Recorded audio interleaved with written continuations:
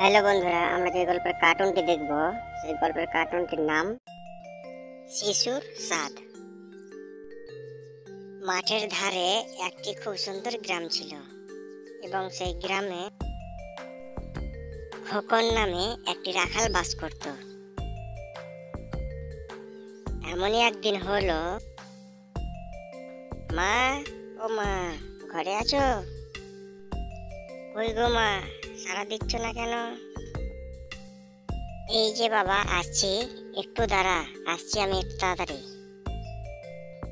এতক্ষণ কোথায় ছিলি তুই? তোকে খুঁজে খুঁজে আমি ক্লান্ত হয়ে গেলাম। কোথায় ছিলি তুই? বাগানে বসে বন্ধুদের সঙ্গে খেলা করছিলাম। কেন মা? তুই মাঠে গরু চড়াতে নিয়ে যাবি কখন? অনেক বেলা হয়ে গেল। আগে খাবারটা খেয়ে নি, তারপরে না হয় নিয়ে যাচ্ছি, এক্ষুনি নিয়ে যাচ্ছি। এই বলে সে মাঠের মধ্যে চলে যায় গরু নিয়ে এবং গরুগুলোকে মাঠের মধ্যে ছেড়ে দেয় চড়ার জন্য। গরুগুলো মাঠের মধ্যে চড়তে থাকে এবং খোকন একটি গাছের নিচে বিশ্রাম করে।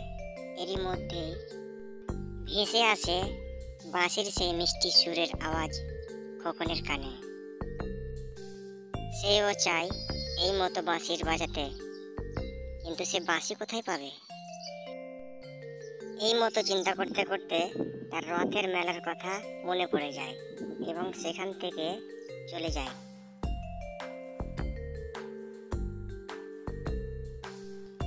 বাড়িতে গিয়ে তার বাবাকে জিজ্ঞাসা করে, বাবা, ও বাবা, রথের মেলা কবে গো? কেন রে, এই তো বৈশাখ মাসের শেষের দিক, জ্যৈষ্ঠী মাস, আষাঢ় মাস, তারপরে আষাঢ় মাসে রথের মেলা হবে। আমাকে নিয়ে যাবে বাবা? আমি যাবো সেখানে, সেই মেলাতে।